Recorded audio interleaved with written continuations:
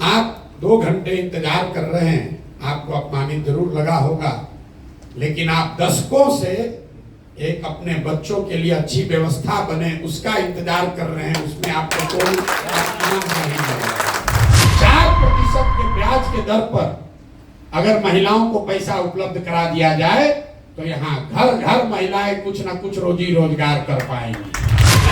2 बरस पैदल चलने के बाद ये आपको दावे के साथ कह सकता हूं कि बिहार में कोई ऐसा गांव नहीं है जहां सारी चर्चा के बाद लोगों को अगर विकल्प दिया जाता है कि बताओ 1-2 काम जो होना चाहिए वो क्या होना चाहिए, लोग कहते हैं रोजगार पढ़ाई होना चाहिए। 70% के हिसाब से कम 2,80,000 करोड़ रुपया बिहार के लोगों को मिलना चाहिए था रोजी रोजगार के लिए, व्यापार के लिए, घर के लिए, गाड़ी के लिए। मिला कितना? 1,61,000, 1,61,000 करोड़। बाकी पैसा कहां गया? इसके साथ न्याय नहीं कर पा रहा है। आप वो ब्रिज हैं जिसके जरिए आप समाज के उन वर्गों तक व्यवस्था से हुई नाइंसाफी के वजह से जो उनको कष्ट हो रहा है या उनको जो दिक्कत हो रही है उसको कुछ आप अपनी क्षमता योग्यता के अनुसार बांटने का प्रयास कर रहे हैं।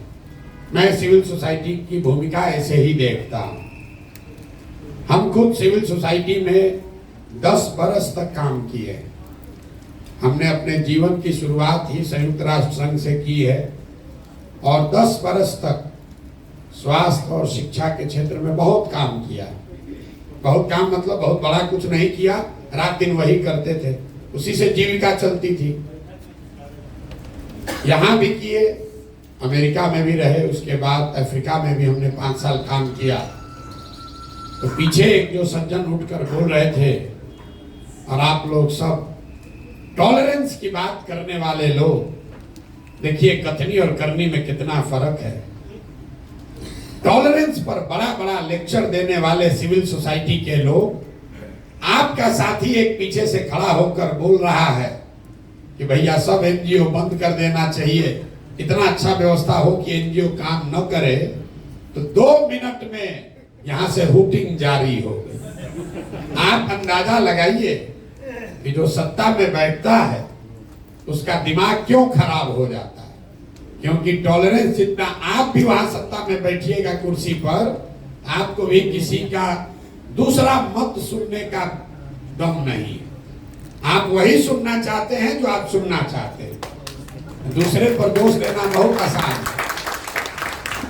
भाई साहब ने कहा कि मैं बहुत अपमानित फील कर रहा हूं कि 2 घंटा आप लेट आए हैं। बात तो ठीक है, मुझे क्षमा मांगना चाहिए। 1 बजे की बात हुई थी, हम 1 बजे से यही बैठे हुए हैं, बगल में बैठक चल रही है। आप लोग के भी जुटने में समय लगा, फिर मुझे लगा कि 2 बज गया है तो आपको खाना खा लेना चाहिए। आप 2 घंटे इंतजार कर रहे हैं, आपको अपमानित जरूर लगा होगा, लेकिन आप दशकों से एक अपने बच्चों के लिए अच्छी व्यवस्था बने उसका इंतजार कर रहे हैं, उसमें आपको कोई अपमान नहीं लग रहा, उसमें कोई अपमान नहीं लग रहा। यहाँ पर जितने लोग आप आए हैं, आप लोग सब ग्रामीण क्षेत्रों में, कई लोग शहरों में, जो डिप्राइव्ड कम्युनिटी है, अपने आप को वंचित बताता है। आपके जो लिखे हुए सवाल सब मैं पढ़ रहा था अभी, कि आप ये दावा करते हैं कि समाज में जो कमजोर है, वंचित है, पीछे छूट गया है, आप उसकी मदद के लिए काम कर रहे हैं। चाहे वो जमीन एक्विजिशन का मामला हो, किन्नरों का मामला हो, पढ़ाई हो, एजुकेशन है, आप दावा कर रहे हैं कि आप उसमें उनकी मदद करते हैं, उसके लिए काम कर रहे हैं। हम भी पिछले 2 बरस से गांव-गांव घूम रहे हैं। आप तो लोगों की मदद कर रहे हैं, हम मदद नहीं कर रहे हैं, लेकिन लोगों को जाकर देख सुन समझ रहे हैं। 5300 से ज्यादा गांव में हम पैदल चल के गए और एक सवाल जो मैं हर गांव में, हर सभा में करता हूं कि भाई ये बताइए कि बिहार में और कुछ हो या न हो, आपके गांव पंचायत में पढ़ाई और रोजगार की व्यवस्था होनी चाहिए या नहीं होनी चाहिए। मैं आपको बिहार के समाज का अपना अनुभव बता रहा हूं। 100% लोगों ने, चाहे वो किसी जाति का हो, धर्म का हो, पढ़ा लिखा हो, अनपढ़ हो, गरीब है, अमीर है, हिंदू है, मुसलमान है, महिला पुरुष, सब लोग हाथ उठाकर कहते हैं कि न भैया और कुछ हो चाहे नहीं हो, पढ़ाई रोजगार तो निश्चित तौर पर होना चाहिए। मैं 2 बरस पैदल चलने के बाद ये आपको दावे के साथ कह सकता हूं कि बिहार में कोई ऐसा गांव नहीं है जहां सारी चर्चा के बाद लोगों को अगर विकल्प दिया जाता है कि बताओ 1-2 काम जो होना चाहिए वो क्या होना चाहिए, लोग कहते हैं रोजगार, पढ़ाई होना चाहिए। उसके लिए प्रशांत किशोर और किसी एनजीओ की जरूरत नहीं है। लेकिन उसको ये मालूम नहीं है कि जवाब देने के बाद दूसरा सवाल क्या होगा। फिर मैं लोगों से पूछता हूं कि अपने अपने बच्चों के सर पर हाथ रखकर बोलो कि आप में से किसने जीवन में एक बार भी पढ़ाई और रोजगार के लिए वोट किया है। और उसका परिणाम सुनिए, आज तक 5300 गांव में एक आदमी भी हाथ उठाकर नहीं कहा कि हमने अपने बच्चों के पढ़ाई रोजगार के लिए वोट दिया है। हम आपका हाथ नहीं उठवाएंगे, लेकिन आपके लिए दावा कर देते हैं यहाँ बैठा हुआ शिक्षा के क्षेत्र में काम करने वाले, लाइवलीहुड के क्षेत्र में काम करने वाले लोगों ने भी अपने बच्चों के पढ़ाई रोजगार के लिए कभी वोट नहीं दिया है। आपने भी नहीं दिया है, काहे ज्ञान दे रहे? इतना ज्ञान मत दीजिए, ये ज्ञान आप भी मत दीजिए। बड़ी बड़ी बात आप भी कीजिएगा, अब फिर यहाँ से निकल के जाइएगा तो आपको भी हिंदू मुसलमान दिखेगा, आपको भी कुशवाहा यादव ब्राह्मण दिखेगा, आपको भी मंदिर मस्जिद दिखता है, आपको भी 5 किलो अनाज दिखता है, आपको भी मोदी का सीना 56 इंच का दिखता है। तो मेरे भाई, आप चाहे पढ़े लिखे हैं या बेवकूफ, सिविल सोसाइटी से जुड़े हैं या सिविल सोसाइटी से फायदा उठा रहे हैं, हर आदमी यहाँ वही गलती कर रहा है जो सामान्य आदमी कर रहा है। इसीलिए हम लोग इस दुर्दशा में जी रहे हैं। और हम आपसे मदद के लिए नहीं बुलाए, ना हम आपकी कोई मदद करने वाले। कोई बता रहा है पीछे से, अभी हम उस पत्र में भी आपके सवाल में देखे, किसी ने लिखा है कि आप इतना पैसा खर्चा करके पैदल चल रहे हैं, कुछ पैसा हम लोग को देते तो हम लोग ज्यादा असर दिया है। गाँव में हम चलते हैं, देखिए, अरे हम आपको भाषण देने के लिए नहीं बुलाए, आप जरा देखिए कि सामान्य आदमी में और अपने आप को इंटेलेक्चुअल बुद्धिजीवी कहने वाले में कोई फर्क नहीं है। गांव में हम चलते हैं तो महिला जो बहुत गरीब है, लोग कहते हैं भैया इतना पैसा लगा के टेंट लगाए हैं, पैसा हम ही लोग को दे देते ठीक रहता। तो उसको बताते हैं कि तुम्हारी मदद क्यों नहीं करेंगे, कि भाई अगर तुम्हारी मदद कर भी दे, एक दिन मदद करेंगे, दूसरे दिन फिर हाथ फैलाना पड़ेगा। तो सिविल सोसाइटी का भी वही हालत है, देख रहा है कि जब सुराज में इतना पैसा खर्चा हो रहा है, तो लिख के हमको सुझाव दिया पैसा हम ही लोग को दे दीजिए, तो सरकार को छोड़कर आप ही का धंधा हम लोग उठा लें। तो मेरे भाई, आपको पैसा देने के लिए नहीं बुलाए हैं, हम वो व्यवस्था बनाना चाहते हैं जहां आपको अपनी योग्यता, काबिलियत और समाज की जरूरत के हिसाब से संसाधन और प्रशिक्षण दोनों चीज मिले, ताकि आप समाज के कुछ लोगों का भला कर सके, समाज में सरकार के साथ मिलकर कुछ कर सके, सरकार और आपका आपस में वैमनस्यता न हो। इसलिए नहीं आप एजुकेशन में काम कर रहे हैं क्योंकि एजुकेशन व्यवस्था खराब है। ये वो बात लड़का जो कह रहा था पीछे, वो ठीक है, कहने का उनका तरीका अलग है। होना तो यही चाहिए कि पढ़ाई हो रही हो, और सिविल सोसाइटी की भूमिका ये है कि गुणवत्ता में और बेहतर सुधार करने में आप काम करें, न कि स्कूल में किताब बांटने के लिए काम करें। तो लड़के की भावना में कोई कमी नहीं है। सारा एनजीओ वाला कहा करते हमारा धंधे बंद कराने का बात कर रहे हैं। हम लोग रोजगार की बात कर रहे, तो हम लोग तो सबको बेरोजगार करने का बात कर रहा है। नहीं, उनका कहने का मतलब ये है कि अगर समाज की, सरकार की जो बेसिक जिम्मेवारी है, अगर सरकार वो पूरा करे, तो उसके आगे की जो सीढ़ी है उस पर आपका योगदान होना चाहिए। लेकिन जो भी हो, बिहार की जो स्थिति दुर्दशा है उससे आप और हम वाकिफ हैं। भाई साहब कह रहे हैं कि सीमांचल में बड़ा हालत खराब है, तो आप हमको बताइए मिथिलांचल में कौन बढ़िया है? चंपारण छपरा में कौन बढ़िया है कि सीमांचल का चिंता कर ले? हम पैदल चलते हैं, हर आदमी यही कहता है भैया पूरा बिहार बहुत गरीब है। पूरा बिहार में मधुबनी सबसे गरीब है, मधुबनी में बिस्फी सबसे करीब है। फिर वहां से दरभंगा गए तो कहता भैया पूरा बिहार में बहुत परेशानी है, लेकिन सबसे ज्यादा परेशानी दरभंगा में है। दरभंगा में भी सबसे ज्यादा परेशानी केवटी में है। जो जहां रह रहा उसको लग रहा भैया हम ही परेशान हैं, हम ही दबे हुए। हम आपको बता रहे हैं पूरा बिहार इतनी दुर्दशा में जी रहा है। यहाँ प्रति व्यक्ति आय है 35,000 रुपया, 35,000 रुपया प्रति व्यक्ति आए। पटना और बेगूसराय 2 जिला को हटा दीजिएगा तो प्रति व्यक्ति आय है 25,000 रुपया साल में। उसमें धनी गरीब किसान व्यापारी सब शामिल है। 100 में 80 आदमी आज भी दिन में 100 रुपया 100 रुपया नहीं कमा रहा है। पढ़े लिखे लोग भी हमको पूछते हैं ये भैया इसे कैसे संभव है कि 100 रुपया नहीं कमा रहा है? यहाँ तो मजदूरी 300 रुपया हो गया।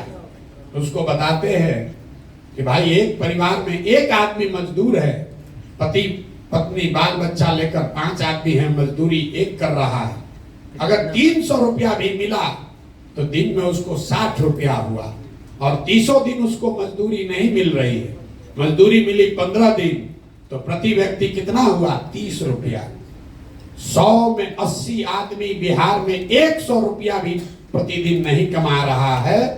और हम लोग बात कर रहे हैं कि मिथिलांचल ज्यादा खराब है कि सीमांचल ज्यादा खराब है। भैया पूरा बिहार ही खराब है, इसलिए ये नए प्रयास की जरूरत है। अब आपने कुछ लोगों ने सवाल किया है जन सुराज पर काहे भरोसा करें भाई, आप अलग क्या कीजिएगा? बहुत लोगों ने लिख कर दिया, ये भी बात ठीक है, लेकिन इससे ज्यादा बेवकूफी वाला कोई सवाल भी नहीं हो सकता है। लोग हमसे पूछता है कि भैया ठगी, आप को हम मदद करने आए हैं लेकिन आप नहीं न ठगिएगा। अब आप बताइए कि हम शक्ल से इतना बेवकूफ दिखते हैं कि अगर हमको ठगना है तो पहले कहेंगे कि ठगेंगे। मतलब ऐसा कौन धरती पर बेवकूफ है जिसको ठगना है उड़ाकर ये कहे कि भैया हम तुमको ठगेंगे और फिर लोग ठगा जाएगा। जो हिंदी में शब्द है विश्वासघात, पहले विश्वास है फिर घात है। अगर आप विश्वास करोगे तभी तो घात होगा। रोड पर चलने वाला आदमी आप पर घात नहीं कर सकता है। तो ये सवाल ही बेमानी है कि आप पर कैसे भरोसा करें, करें कि न करें। लेकिन आपके पास भरोसा करने के अलावा चारा है कि नहीं, ये जरूर पूछना चाहिए। मान लीजिए कि किसी को आप जानते हैं जिसको ला इलाज बीमारी हो गई, 2-4-5 बरिस से उसका इलाज चल रहा है, उसमें सुधार नहीं हो रहा। अंग्रेजी में उसको हम लोग कहते हैं पैलिएटिव केयर, मतलब रोग खत्म नहीं होगा, आपका जीवन ठीक ठाक चलता रहे, इसके लिए ट्रीटमेंट होता है। डॉक्टर साहब से जाकर आप पूछ रहे हैं अरे भाई ये तो सुधरिए नहीं रहा, डॉक्टर ने कह दिया इलाज बीमारी है, इस पर अब कोई दवा काम नहीं करेगा। फिर एक दिन आप डॉक्टर साहब के पास पहुंचे, किसी ने बताया, डॉक्टर साहब ने, कि देखो एक दवा आया है नया, अभी ट्रायल में चल रहा है, हम गारंटी नहीं दे रहे हैं, लेकिन अगर आप अनुमति दोगे तो ट्राई करके देखते हैं, 50% सफलता मिल भी सकता है, नहीं भी मिल सकता है। तब आप लोग सोच के बताइए कि एक दवा है जो एक्सपायर दवा है और एक दवा है जो कि अभी ट्रायल में नया नया आया है। एक तो मालूम है कि एक्सपायर दवा है, उससे तो कुछ होगा नहीं, खत्म हो गया कहानी।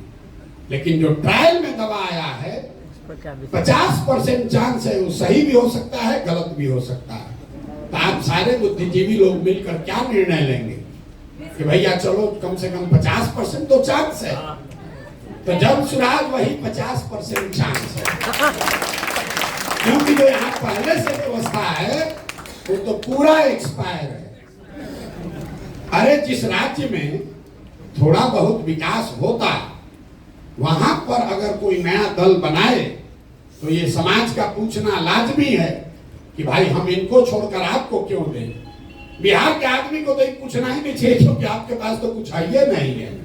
जो पहले से 3 गो दल है वो आपका खून चूस लिया, तू कर आपको खाली कर दिया। आपको तो कहना चाहिए भाई जो मिले वही कम से कम ट्राई करके तो देखते हैं।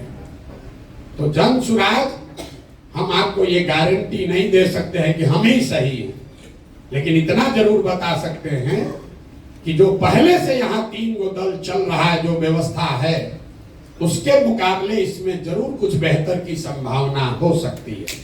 और वो संभावना इसलिए नहीं है कि उसको प्रशांत किशोर कर रहे हैं, वो संभावना इसलिए है कि आप जैसे हजारों सैकड़ों लोग मिलकर इसको बनाने का प्रयास कर रहे हैं। और इसको बनाने में, आगे चलाने में जितना अच्छे लोगों का सहयोग, उनकी भागीदारी रहेगी, उतना ज्यादा सफलता की संभावना ज्यादा होगी। किसी एक व्यक्ति के कह देने से कि हम आएंगे तो ठीक हो जाएगा, हम पर भरोसा कर लो, इससे बड़ा कोई झूठ हो नहीं सकता। पीछे से एक जेपी सेनानी साहब खड़े हुए, उन्होंने बहुत अच्छी बात भी कही हमारे लिए, जनसुराज के लिए अच्छी बात उन्होंने कही, उसके लिए आपका धन्यवाद कर रहे हैं सर। लेकिन कई लोगों को यहाँ बैठे हुए लगता है, लोगों ने प्रश्न भी भेजा है हमको कि भैया जेपी के आंदोलन से बिहार नहीं सुधरा, अन्ना का आंदोलन का हम लोग हसर देख लिए, तो आपके इस प्रयास से बिहार कैसे सुधरेगा, जनसुराज से कैसे सुधरेगा। तो मेरे भाई, हम आपको इतना ही कह सकते हैं कि प्रशांत किशोर का आंदोलनों में कोई यकीन नहीं है। मानव सभ्यता के इतिहास को अगर आप ध्यान से पढ़ेंगे तो आपको पता चलेगा कि सिर्फ बिहार में नहीं, पूरे देश में भी नहीं, पूरे दुनिया में मानव सभ्यता के इतिहास को पढ़िए तो आपको पता चलेगा कि फ्रांस की क्रांति को अगर अपवाद के तौर पर हटा दिया जाए तो आज तक कोई भी क्रांति से मानव सभ्यता में सृजन का काम नहीं हुआ है। आंदोलन सृजन का हथियार नहीं है, ये आपके मन में भ्रम बैठ गया। आंदोलन सृजन का हथियार नहीं है। आंदोलन वो तेज हथियार जैसा है जिससे आप बड़े से बड़े वृक्ष को काट सकते हैं, लेकिन कितना भी धारदार हथियार हो, उससे आप पौधे को वृक्ष नहीं बना सकते। तो समाज में जो सृजन का काम है वो आंदोलन से नहीं हो सकता है। आपने देखा जेपी आंदोलन हुआ, उस आंदोलन की धार इतनी थी कि तब की सत्ता में बैठी इंदिरा गांधी को सत्ता से हटा दिया गया। अन्ना आंदोलन का प्रभाव ये हुआ कि यूपीए की सरकार हट गई, लेकिन जेपी के आंदोलन से नए बिहार, नए भारत का सृजन नहीं हुआ। क्यों नहीं हुआ? क्योंकि वो आंदोलन सृजन के लिए नहीं था, वो आंदोलन उस समय के सत्ता में बैठे हुए लोगों को हटाने के लिए था। जनसुराज में हम किसी को हटाने का प्रयास नहीं कर रहे। हम लोगों ने 2 बरस में कोई धरना, प्रदर्शन, बंद नहीं किया, किसी की मदद नहीं की, कोई घेराव नहीं किया, किसी के खिलाफ कुछ नहीं बोले। समाज को जाकर एक रास्ता बताने का प्रयास किया कि क्या करने से तुम्हारी व्यवस्था, तुम्हारी गरीबी दूर हो सकती है। और गरीबी दूर होने का 3 ही रास्ता पूरे दुनिया में विद्वानों ने बताया है। 3 ही रास्ता है गरीबी से निकलने का। एक रास्ता है पढ़ाई, दूसरा रास्ता है जमीन, और तीसरा रास्ता है पैसा, पूंजी। अगर आप पढ़े लिखे हैं, आपको नौकरी हो जाए, तो नौकरी न भी हो, कोई रोजगार भी करने लगे, तो आपकी गरीबी इसी बिहार में, इसी मिथिलांचल सीमांचल में जो लोग पढ़ लिख कर नौकरी करने लगे, उनकी जिंदगी थोड़ी सुधर गई। लेकिन बिहार में 2/3 से ज्यादा लोगों को पढ़ने की सुविधा आज तक नहीं दी गई। दूसरा रास्ता है जमीन का। अगर आप पढ़े लिखे नहीं हैं, आपके पास जमीन हो, तो खेती किसानी करके भी लोगों का जीवन सुधर सकता है। लेकिन बिहार में, इतने बड़े राज्य में, देश का शायद एकमात्र ऐसा राज्य है जहां भूमि सुधार, यहां कोई काम नहीं किया गया भूमि सुधार को लेकर। नतीजा क्या है? एक आंकड़ा याद रखिए, पूरे देश में 38% लोग ऐसे हैं जिनके पास कोई जमीन नहीं है। बिहार के ग्रामीण क्षेत्र में 60% लोगों के पास जमीन है ही नहीं, तो खेती करेगा कैसे? और जो बच गए 40% लोग जिनके पास जमीन है, उस 40 में 35 आदमी ऐसे हैं जो 2 बीघे से कम के मालिक हैं। तो जो बिहार में खेती होती है, ये कमाने का जरिया नहीं है, खेती यहाँ खाने का जरिया है। आप गांव देहात में सुनते होंगे, लोग कहता है कि हम कटिया करने आए हैं, रोपनी करने आए हैं, कमाने के लिए लुधियाना जाएंगे। लोग ये बता रहे हैं कि रोपनी करने आए हैं, कमाने के लिए लुधियाना जाएंगे। मतलब रोपनी इसलिए करने आए हैं कि बाल बच्चा के खाने का जुगाड़ हो जाए, कमाने के लिए बाहर जाएंगे। तो यहाँ की जो खेती है, यहाँ का जो भूमि का जो प्रोडक्टिविटी है, वो इतना कम है जिससे लोगों का सिर्फ पेट भर रहा है। और तीसरी बात, जब आपके पास पढ़ाई नहीं है, जमीन से प्रोडक्टिव इनकम नहीं है, तो एक ही रास्ता बचा, अगर लोगों के पास पैसा पूंजी होता तो कोई ना कोई रोजी रोजगार हर आदमी कर सकता है। आप में से कई लोग लाइवलीहुड के फील्ड में काम करते होंगे, लेकिन बिहार में पूंजी की इतनी कमी है कि यहाँ सीडी रेशियो है 40%। बहुत कम लोग इसकी चर्चा करते हैं। बिहार में सीडी रेशियो है 40%। मतलब जो पैसा आप और हम बैंक में रखते हैं, बैंकों की जिम्मेवारी है कि अगर आप 100 रुपया बैंक में जमा कीजिएगा तो कम से कम 70 रुपया लोन के तौर पर समाज को उपलब्ध होना चाहिए। घर बनाने के लिए, गाड़ी खरीदने के लिए, बिजनेस व्यापार करने के लिए, खेती करने के लिए। पूरे देश में अभी सीडी रेशियो है 74%, बिहार में ये रेशियो है 40%। इसका नतीजा क्या होता है? इसका नतीजा ये है कि पिछले 30 वर्ष में बिहार से 26 लाख करोड़ रुपया, जरा समझिए, 26 लाख करोड़ रुपया आपका, हमारा, बिहार की गरीब जनता का जो यहाँ बैंकों में जमा हुआ, उसमें से 26 लाख करोड़ रुपया बैंकों ने बिहार से उठाकर दूसरे राज्यों में भेज दिया। आप सोच रहे हैं कि 2000 करोड़ का कोई फैक्ट्री लगाए, कोई चीनी मिल चालू करे, कोई जूट मिल लगाए। हम आपको बता रहे हैं 26 लाख करोड़ रुपया, ये मेरा आंकड़ा नहीं है, रिजर्व बैंक ऑफ इंडिया का आंकड़ा है। पिछले वर्ष यहाँ बिहार की गरीब जनता ने यहाँ के बैंकों में टोटल पैसा जमा किया 4,61,000 करोड़ रुपया, और 4,61,000 करोड़ में से 70% के हिसाब से कम 2,80,000 करोड़ रुपया बिहार के लोगों को मिलना चाहिए था, रोजी रोजगार के लिए, व्यापार के लिए, घर के लिए, गाड़ी के लिए। मिला कितना? 1,61,000, 1,61,000 करोड़। बाकी पैसा कहां गया? बाकी पैसा गया आंध्र प्रदेश, गुजरात, तमिलनाडु, केरल, कर्नाटक। वहां पर सीडी रेशियो कितना है? वहां पर सीडी रेशियो है 90, 95, 100, 105। अगर आंध्रा में बैंकों में 100 रुपया जमा हुआ तो आंध्रा के लोगों को 105 रुपया कर्ज मिला। बिहार के लोगों ने 100 रुपया जमा किया तो हमको, आपको 40 रुपया मिला। आप अंदाजा लगाइए, बोलचाल की भाषा में समझिए, कहता है सीडी रेशियो क्या होता है।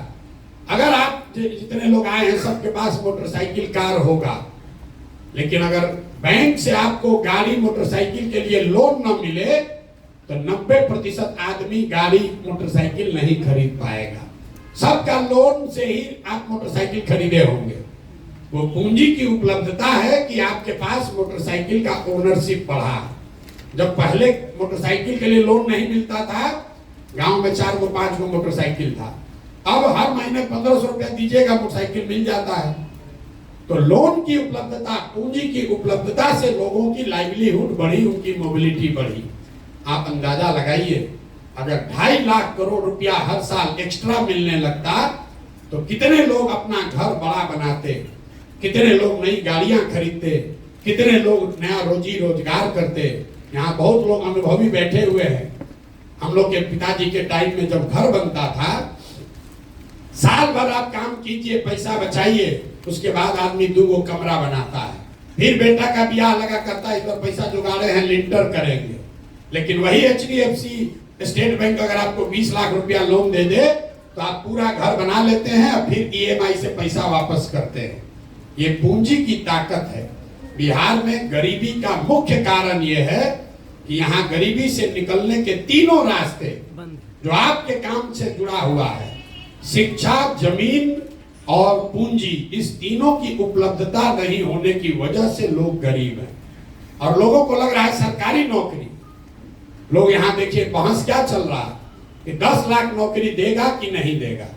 आपको एक और आंकड़ा दे रहे हैं, पूरे बिहार में 84 से लेकर, आप लोग एनजीओ सेक्टर में काम करते हैं, आप लोग की भी इच्छा है सरकारी नौकरी मिल जाता तो बढ़िया होता। पूरे बिहार में 75 साल में 84 से लेकर मुख्य सचिव तक जितने लोग सरकारी नौकरी में हैं, सबकी संख्या जोड़िएगा तो वो संख्या है 23 लाख लोग। 1.97% लोग ही सरकारी नौकरियों में हैं। ध्यान रखिए, पूरे बिहार की आबादी है 13 करोड़, 1.972% से कम लोग सरकारी नौकरियों में हैं। लेकिन पूरा समाज सरकारी नौकरी के पीछे पड़कर अपना जीवन बर्बाद कर रहा है। आप जाइए मुसल्लापुर घाट में, यहाँ एक क्लास में 3-4 हजार लड़के कोचिंग कर रहे हैं, रेलवे में कोई क्लर्क बनने के लिए, बैंक में जाने के लिए। आप भी अपने बच्चों को भेज रहे, लोग अपना जमीन बेच के ट्यूशन कोचिंग करा रहा है। उसमें से 2-4 को नौकरी मिलता है और 100 में 97 आदमी अपना 3-4 बरस घर का आटा गीला करके वापस जाता है बेरोजगार बन के। नौकरी, सरकारी नौकरी यहां से गरीबी का हटाने का उपाय नहीं है। गरीबी हटानी है तो 3 बातें सुधारनी है। 15 बरस से कम उम्र के बच्चों के लिए इतनी अच्छी पढ़ाई की व्यवस्था हो कि वो आदमी, वो बच्चा बड़ा होकर व्यवस्था पर बोझ न बने। हम लोग यहीं पढ़े हैं सरकारी स्कूल में, अच्छा पढ़ लिख गए, तो हमको नहीं मतलब है कि बिहार सरकार 400 रुपया पेंशन देता है, आयुष्मान का कार्ड बांट रहा है कि नहीं बांट रहा है, कि उसका इंदिरा आवास मिल रहा है कि नहीं मिल रहा है। हम व्यवस्था पर बोझ नहीं है, जो कमाते हैं उस पर टैक्स देते हैं, व्यवस्था को मजबूत करने में अपना कुछ ना कुछ योगदान कर रहे हैं। अगर इनकम टैक्स नहीं भी दे रहे हैं तो आप बड़े कंज्यूमर हैं, 20,000-30,000 रुपया कमाते हैं, खर्चा करते हैं, तो जो चीज आप खरीद रहे हैं उस पर जीएसटी लग रहा है 18%, 20%, तो समाज के प्रति आपका योगदान है। लेकिन वही आप कुछ नहीं अगर किए, पढ़ाई लिखाई नहीं किए, तो व्यवस्था से मांग रहे हैं 5 किलो अनाज, व्यवस्था से मांग रहे हैं 400 रुपया पेंशन, व्यवस्था से मांग रहे हैं इंदिरा आवास, आयुष्मान कार्ड। तो जन स्वराज की पहली सोच है कि सबसे पहले 15 साल से कम उम्र के बच्चों को पढ़ाने की इतनी अच्छी व्यवस्था बनाई जाए कि वो आगे व्यवस्था पर बोझ ना बने। दूसरा पिलर ये है कि 15 साल से 55 साल के उम्र के लोग जिनको अब वापस पढ़ाया नहीं जा सकता है, लेकिन उनके पास कुछ ना कुछ काम करने की क्षमता, स्किल है, अच्छा है खराब है लेकिन कुछ ना कुछ क्षमता है, उन लोगों के हाथ में पूंजी दिया जाए ताकि वो मजदूरी से निकलकर कुछ ना कुछ छोटा मोटा व्यवसायी बन पाए। और तीसरा प्रयास ये है, तीसरा पिलर ये है कि 60 वर्ष से ज्यादा उम्र के लोगों को कम से कम 2,000 रुपया पेंशन जरूर दिया जाए ताकि वो एक डिग्निफाइड लाइफ जी सके। अब तीनों का आप मैच समझिए। बहुत आदमी कहता है तो ऐसे भाषण दे दिए कैसे होगा। अगर 60 साल से ज्यादा उम्र के हर व्यक्ति, महिला पुरुष को 2,000 रुपया मासिक पेंशन देना है तो बिहार सरकार को अभी जो पैसा खर्च हो रहा है उसके ऊपर 6 से 8,000 करोड़ रुपया साल का लगेगा। बिहार सरकार का टोटल बजट पिछले साल का है 2,46,000 करोड़। तो अगर 6,000 करोड़ रुपया उसमें से निकाला जाए एक्स्ट्रा, तो 60 वर्ष से ज्यादा उम्र के हर महिला को, हर पुरुष को कम से कम 2,000 रुपया मिलने लगेगा। और उसका कोई नुकसान भी नहीं है, क्योंकि ये वो लोग हैं जो 2,000 रुपया लेके बैंक में नहीं रखेगा। आंकड़े बताते हैं, आप सिविल सोसाइटी में अगर काम करते हैं, जो सबसे गरीब आदमी है वो 90% से ज्यादा पैसा कंज्यूम करता है, खर्च करता है खाने पर, रहने पर। तो जो सरकार ये पैसा देगी, इससे वो आदमी बेहतर खाना खाएगा, वो आदमी अपने लिए कपड़ा खरीदेगा, तो एक बड़ा पोर्शन इसका लौट कर फिर सरकार के पास आना है। दूसरा, मैंने जो बताया कि इतनी बड़ी जनसंख्या को पूंजी कैसे दीजिएगा। अगर यहाँ पर सिर्फ सीडी रेशियो को सुधार दिया जाए, आप कहिएगा कैसे सुधरेगा। ऐसा नहीं है कि बैंकों की मनमानी है कि जितना मन होगा लोन देंगे, नहीं देंगे। आपकी जानकारी के लिए बता रहे हैं कि मुख्यमंत्री के अध्यक्षता में एक कमेटी है, देश के स्तर पर प्रधानमंत्री की अध्यक्षता में कमेटी है, जो हर महीने इस बात को का ध्यान रखती है कि बैंकों में जो पैसा जमा हो रहा है उसका कितना पैसा लोगों को ऋण के तौर पर मिल रहा है। सीडी रेशियो, आरबीआई डेटा आंकड़ा जारी करता है, वेबसाइट पे जाइएगा दिखेगा। बिहार में भी ये व्यवस्था है जहां मुख्यमंत्री की अध्यक्षता में सारे बैंकों के हेड बैठते हैं कि कितना पैसा लोन के तौर पर दिया गया। लेकिन जैसे बिहार में शिक्षक मुख्यमंत्री की बात नहीं मान रहा है, पुलिस वाला नहीं मान रहा है, डॉक्टर पदाधिकारी सीओ बीडीओ नहीं मान रहा है, वैसे बैंक वाला भी उसका बात नहीं मान रहा है। लेकिन अगर सरकार की नीयत ठीक हो तो सीडी रेशियो को 3 से 6 महीने में ठीक किया जा सकता है। तो जो जन सुराज हम लोग जाकर गांव गांव कह रहे हैं कि साल भर के अंदर यहां से सारे बेरोजगार लोगों को 10-12 हजार रुपए का रोजगार दिया जा सकता है, उसका आधार सीडी रेशियो को सुधारना है ताकि यहां पर लोगों को रोजी रोजगार मिल सके। अब इसका एक आप प्रैक्टिकल उदाहरण समझिए। गांव में मान लीजिए आपको बाल काटने आता है, बाल काटने आता है, आपके पास 20,000 रुपया है, आपने 5 साल 7 साल मेहनत किया, किसी सैलून में काम किया, 20,000 रुपया बचाए। अब आपकी इच्छा हुई कि हम एक सैलून खोलें, सैलून खोलेंगे, उसमें 4 आदमी को नौकरी भी देंगे, अपना परिवार भी चलाएंगे। सैलून खोलने जब आप गए अपने शहर में तो पता चला, अपने चट्टी गांव टाउन जो भी कह लीजिए बाजार में, तो पता चला कि यहाँ तो 1 लाख रुपया लगेगा तब सैलून खुल पाएगा। तो आप नेचुरल आपका प्रयास है कि आप बैंक में जाइए ताकि 80,000 रुपया आपको मिले और आप 1 लाख में सैलून खोल लीजिए। 80,000 को सैलून चलाकर धीरे धीरे वापस कीजिएगा। जब बिहार में पूंजी उपलब्ध नहीं होता है तो आदमी क्या करता है, बाल काटने उसको आ रहा है लेकिन पूंजी नहीं हुआ, अब बचा उसके पास अपना 20,000, तो उस 20,000 को खर्च कैसे करता है? वो 5,000 रुपया 4,000 रुपया खर्चा करता है, किसी नौकरी के दलाल को देता है कि बॉम्बे में दिल्ली में किसी सैलून में हमको नौकरी दिलवा दो। फिर 2,000-2,500 रुपया में ट्रेन का बस का टिकट खरीदता है ब्लैक में कि हम लगा कर बोरा की तरह कम से कम दिल्ली बॉम्बे पहुंचे। 5-7 हजार रुपया खर्चा हो गया, अब बचा उसके पास 15,000 12,000। वहां बॉम्बे दिल्ली गया तो वहां जो खोली वाला है तो 3 महीने का एडवांस ले लिया, 5-7 हजार वो भी चला गया। 1-2 हजार रुपया का जो बर्तन बासन है उसमें खर्चा हो गया। तो आप देखिए पूंजी की महत्ता। आदमी को बाल काटने आता है, बाल आदमी वही है, अगर उसको 80,000 रुपया मिल जाता लोन के तौर पर तो यहाँ सैलून चलाता, 4 आदमी को नौकरी देता, एक छोटा व्यवसायी होता। लेकिन वो 80,000 नहीं मिला तो बॉम्बे में दिल्ली में जाकर मजदूर बन गया, बाल वहां भी काट रहा है लेकिन वहां मजदूर के तौर पर काट रहा है, यहाँ छोटा व्यवसायी होता। तो हम लोग का जन सुराज की जो सोच है कि जो जवान लड़के हैं, जो नवयुवक हैं, उनको पूंजी उपलब्ध कराया जाए ताकि घर घर में रोजी रोजगार हो सके। जो महिलाओं के लिए हम लोग बात कह रहे हैं, इसी क्षेत्र में गुजरात को अगर आप पढ़िएगा ध्यान से, गुजरात की सामाजिक स्थिति को ध्यान से देखेंगे, सबसे ज्यादा सबसे पहले वहां पर प्रॉस्पेरिटी तब आई जब घर घर से दूध का कारोबार शुरू हुआ।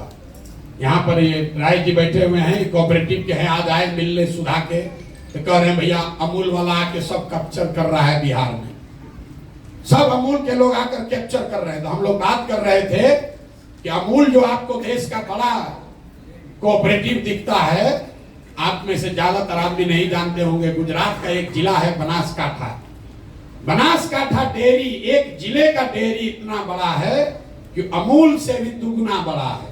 पूरे महाराष्ट्र का दूध, जैसे आप देखते हैं ट्रेन से ये तेल का ढुलाई होता है, हर दिन महाराष्ट्र से पूरा रेक जाता है, महाराष्ट्र में सिर्फ बनासकांठा से वो रेक जाता है पूरा दूध भर के। तो जब वहां की महिलाओं को ऑपरेशन फ्लड के तहत पैसा दिया गया, घर घर लोगों ने भैंस गाय का व्यापार शुरू कर दिया, 50 लीटर 20 लीटर 30 लीटर दूध बेचने लगा, उससे लोगों को आमदनी बढ़ी। तो यहाँ पर महिलाओं को जो अभी सेल्फ हेल्प ग्रुप चला रहे हैं, जीविका के लोग, उसमें ब्याज का दर है करीब करीब 30% सालाना, क्योंकि हर महीने आपको ब्याज लगता है 2.25%। हम लोग कह रहे हैं कि नहीं, सालाना ब्याज का दर घटाकर कीजिए 4%। 4% के ब्याज के दर पर अगर महिलाओं को पैसा उपलब्ध करा दिया जाए तो यहाँ घर घर महिलाएं कुछ ना कुछ रोजी रोजगार कर पाएंगी। अब ये होगा कैसे? फिर पूछेगा पैसा कहां से आएगा? हम आपको बता रहे हैं, अगर 1 लाख करोड़ रुपया महिलाओं को ऋण देना है, 1 लाख करोड़ रुपया, तो इंटरेस्ट सबवेंशन में मतलब 4% ब्याज आप दे रहे हैं और सरकार अगर वो पैसा लेकर दे रही है तो सरकार को इंटरेस्ट लगेगा 9%। तो 5% का खर्चा या 6% का खर्चा सरकार को देना पड़ेगा। तो 5,000 करोड़ रुपया अगर सरकार खर्च करे तो उसकी ताकत पर लोगों को, समाज को 1 लाख करोड़ रुपया मिल जाएगा। और 1 लाख करोड़ का लोग अगर रोजी रोजगार करेगा तो उससे घर घर उसकी आमदनी बढ़ेगी, उससे रोजगार मिलेगा। ये सोच है हम लोगों की। तो ये जब तक ये तीनों काम नहीं होगा, शिक्षा, पूंजी और जमीन के प्रोडक्टिविटी के लिए जो हम लोग कह रहे हैं, बिहार में 1/3 जमीन उसका मालिकाना हक डिस्प्यूटेड है। अगर आप लोग गांव देहात में काम करने का अपने अनुभव का दावा करते हैं तो आपको मालूम होगा 1/3 FIR जमीन के विवाद से जुड़ा हुआ। जमीन का मालिकाना हक लोगों को पता नहीं है। अभी सरकार ने जो सर्वे अभियान शुरू किया है, ये समझिए कि घाव है उसको उखाड़ के और खराब करने का काम है। पूरे समाज में हमने पहले आदमी हम हैं जिसने कहा कि इससे पूरे समाज में घर घर में झगड़ा लगेगा, भ्रष्टाचार बहुत आगे बढ़ जाएगा। अब देखिए, अभी 1 महीना हुआ है, लोग बाप बाप चिल्ला रहे हैं और 2-3 महीना आते आते आप देखिएगा ये लैंड सर्वे को रुक जाना है। अगर नहीं रुका तो गोली बंदूक चलेगा, घर घर में आपस में लड़ाई होगा। नीतीश कुमार बिना सोचे समझे, बिना तैयारी के सर्वे करा रहा है। बिहार में भूमि सुधार अगर लागू करना है तो उसके लिए 5 वर्ष का समय चाहिए। और जो काम अंग्रेजों ने के समय में किया गया था, जब तक यहाँ के जमीन को पुनः फ्रेश फिर से उसकी मापी नहीं होगी, फिर से उसका मालिकाना हक नहीं तय किया जाएगा, तब तक ये वंशावली बनाकर और NOC लेकर आप बिहार में भूमि की परेशानी को दूर नहीं कर सकते हैं। इससे समस्या और बढ़ेगी। तो हम लोग का जो पूरा प्रयास है, शिक्षा, 15 साल से कम उम्र के बच्चों को इतनी अच्छी शिक्षा दी जाए कि वो व्यवस्था पर बोझ न बने। युवा जिसको पूंजी उपलब्ध कराया जाए ताकि वो अपने लिए रोजी रोजगार कर सके। और बूढ़े लोगों को हर हालत में कुछ सम्मानजनक जिंदगी जीने भर का मदद किया जाए। ये जनसुराज की सोच है। अब आप लोगों ने कुछ अपना ऐसा सुझाव नहीं दिया। पीछे से कोई एक लैंड एक्विजिशन को लेकर बोला है। लैंड एक्विजिशन को लेकर जो परेशानी यहाँ आ रही है, चौसा का बिंदु है, या आज हमें किसी ने नालंदा राजगीर की भी बात बताई है, जो एयरपोर्ट के लिए जमीन लिया गया है। इसमें जो कानून है, भूमि अधिग्रहण कानून बिल्कुल ठीक है कि जो मार्केट का रेट है उससे 4 गुना मिलना है। दिक्कत यह है, ऑपरेशनल दिक्कत यहाँ जमीन पर, भूमि अधिग्रहण किया गया 10 वर्ष पहले और उसका सेटलमेंट हो रहा है आज। तो विवाद लोगों को ये नहीं है कि हम जमीन देंगे कि नहीं देंगे। विवाद ये है कि जमीन का दाम 10 वर्ष पहले वाला देखकर 4 गुना किया जाए कि आज के भाव का 4 गुना किया जाए। सरकार का ये कहना है कि भाई अधिग्रहण तो 10 वर्ष पहले हो गया, प्रोजेक्ट पास हुआ 10 वर्ष पहले, बजट पैसा आया 10 वर्ष पहले के हिसाब से, आज मुआवजा बट रहा है। तो लोग जब बट रहा है तो कह रहा है कि आज के हिसाब से दो। और सरकार क्या कह रही है कि हम तो 10 वर्ष पहले के हिसाब से बजट किए हुए हैं, तो हम तुमको आज के हिसाब से कैसे देंगे। तो ये प्योरली ऑपरेशनल दिक्कत है, ये नीतिगत मामला नहीं है। देश में भूमि अधिग्रहण को लेकर कानून बना हुआ है। मोदी सरकार ने 3 बार उसको हटाने का प्रयास किया, वापस नहीं हटा पाए। वो कानून बना हुआ है कि आज के मार्केट रेट से 4 गुना आपको पैसा मिलना चाहिए, लेकिन जिस दिन जमीन का अधिग्रहण हुआ उस दिन के मार्केट प्राइस से, 20 वर्ष के बाद का नहीं। तो इसमें कुछ जो जमीन जिनका है उनका भी गलती है। जब जमीन मिला, जब अधिग्रहण हुआ तब पैसा लिया नहीं, सोचता बढ़ेगा तब लूंगा। फिर 5 वर्ष के बाद आके सरकार ले रहा है तो कह रहा है जिस दिन आपको अधिग्रहण की सूचना जारी हुई है उसी डेट के हिसाब से पैसा मिलेगा। और आप चाह रहे हैं कि अब आज हम उस पर साइन दे रहे हैं, कंसेंट कर रहे हैं, तो आज हमको पैसा मिले। तो ये इसमें ऑपरेशनल दिक्कत है, ये नीतिगत मामला नहीं है। बाकी और कोई सुझाव आपका विशेष हमने देखा नहीं। जन सुराज को लेकर आपने जो सवाल किए हैं, तो किसी ने ठीक कहा, जन सुराज पर जितने भी तरह के सवाल हैं, उस सवाल का जवाब तो हम लोग हर दिन दे ही रहे हैं गांव गांव जाकर। आपकी क्या भूमिका होनी चाहिए, आपकी भूमिका क्या होनी चाहिए, उसके लिए मैं अक्सर एक ग्रीस के बहुत बड़े दार्शनिक हैं प्लेटो, उनका एक कोट बताता हूं। प्लेटो ने बहुत सैकड़ों साल पहले कहा, if you do not participate in democracy be ready to be ruled by your inferiors. मतलब अगर आप राजनीति में भागीदार नहीं बनिएगा तो इस बात के लिए तैयार रहिए कि कोई मूर्ख आदमी राजा बनकर आप पर शासन करेगा। तो आप लोग जो सिविल सोसाइटी के पढ़े लिखे प्रबुद्ध लोग हैं, हम ये नहीं कह रहे हैं कि आप एनजीओ छोड़कर, सिविल सोसाइटी छोड़कर राजनीति में आ जाइए, लेकिन राजनीतिक और सामाजिक सरोकार से अपने आप को अगर आप हटा लीजिएगा तो समाज में जो गलत लोग हैं, जो लंपट है, बदमाश है, माफिया है, वही आपका राजा बनकर आप पर शासन करेगा। फिर आप चाहे जितना डेमोन्स्ट्रेशन करते रहिए, जितना बार जाकर ज्ञापन दीजिए, बालू माफिया अगर शिक्षा मंत्री है तो वो शिक्षा के क्षेत्र में काम करने वाले एनजीओ से बात नहीं करेगा, उसको तो बालू से कमाने से फुर्सत होगा तब ना आपसे बात करेगा। अगर शराब माफिया स्वास्थ्य मंत्री हो जाएगा तो आप कितना भी ज्ञापन दे दीजिए, कितना आंकड़ा डेटा दे दीजिए, वो समझने वाला नहीं है। तो आपकी जिम्मेवारी ये है कि अपना काम करते हुए समाज को इस बात के लिए तैयार कीजिए कि भाई तुम अपने बच्चों के लिए वोट करो, अपने पढ़ाई रोजगार के लिए वोट करो।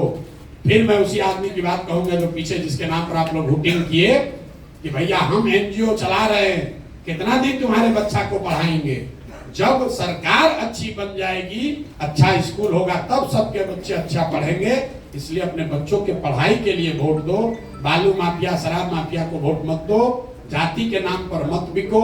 जितने लोग आप हैं, आप भी अपनी ओर से प्रयास कीजिए। ये प्रशांत किशोर का अकेला अपना प्रयास नहीं है, ये प्रशांत किशोर कोई कर्जा नहीं खाए हैं बिहार का, ये हम ही को करना है। ये आपकी हमारी सबकी जिम्मेवारी है। मानवता का ये तकाजा है कि अगर आपका पेट भर जाए तो अपना पेट भरने के बाद अगर आपके पास कोई साधन, शक्ति, समय, व्यवस्था है तो जिसका पेट नहीं भरा है उसकी चिंता आप कीजिए। ये भी सिविल सोसाइटी का आपका मूल मंत्र है। अगर आप वो नहीं करते हैं तो बड़ी बड़ी बात कहने से कुछ नहीं होगा।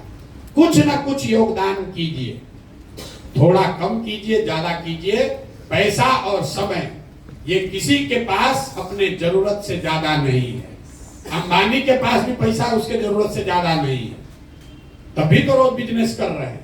तो ये समझना कि हमारा पास तो पैसा नहीं है, जब हो जाएगा तब करेंगे, हमारा पास तो समय नहीं है, जब समय रहेगा तब करेंगे, तो किसी के पास समय और पैसा ज्यादा नहीं होता है। आपको अपने जीवन में तय करना है कि जो हमारे पास है इसमें से कुछ न कुछ अपने समाज के लिए, अपने मिट्टी के लिए कुछ न कुछ हम अपना योगदान करेंगे। अगर आप जुड़कर कुछ करना चाहते हैं तो आपके और आपके बच्चों के सामने आएगा।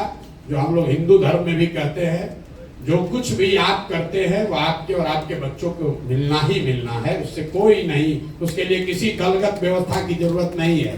भगवान में, ऊपर वाले में हम लोग का भरोसा है। आप अच्छा करेंगे तो आपके सामने, आपके बच्चों के सामने वो अच्छा बनकर आएगा ही आएगा। आप यहाँ बैठे हैं, हम यहाँ खड़े होकर भाषण दे रहे हैं। किसी व्यक्ति ने, किसी समाज ने कहीं सरकारी स्कूल, मिशन स्कूल बिहार में बनाया था जहां से पढ़कर हम यहाँ पहुंचे हैं, तब तो खड़े होकर भाषण दे रहे हैं। अगर वो स्कूल, वो मिशन स्कूल नहीं किसी ने बनाया होता तो हम भी बिहार के किसी गांव में मजदूरी कर रहे होते। ऐसा मत समझिए कि आप और हम कोई दूसरों से ज्यादा बेहतर है। हमसे, आपसे बहुत अच्छी सोच रखने वाले लोगों ने अपने अपने स्तर पर कुछ न कुछ योगदान किया है, तभी आप और हम इस सभागृह में बैठकर चर्चा कर रहे हैं। तो आपकी हमारी जिम्मेवारी है कि अगर ऊपर वाले की मदद से, दुआ से, ऊपर वाले की कृपा से इसी कुव्यवस्था में आप थोड़ा सा बेहतर हो गए हैं, आगे निकल गए हैं, तो आपकी हमारी जिम्मेवारी है कि अपने हिस्से से एक छोटा अंश ही निकाल कर समय से, संसाधन से, बुद्धि से, सलाह से समाज के लिए कुछ कीजिए। यही मेरी आपसे अपेक्षा है। आप लोग आए हैं समय निकाल कर, आपका बहुत बहुत धन्यवाद। एक दो सवाल जो मैंने जानबूझकर छोड़ा है उसमें कोई बहुत महत्व नहीं है, फिर भी अगर आपका कोई और सवाल है तो आप सवाल कर सकते हैं। बहुत बहुत धन्यवाद।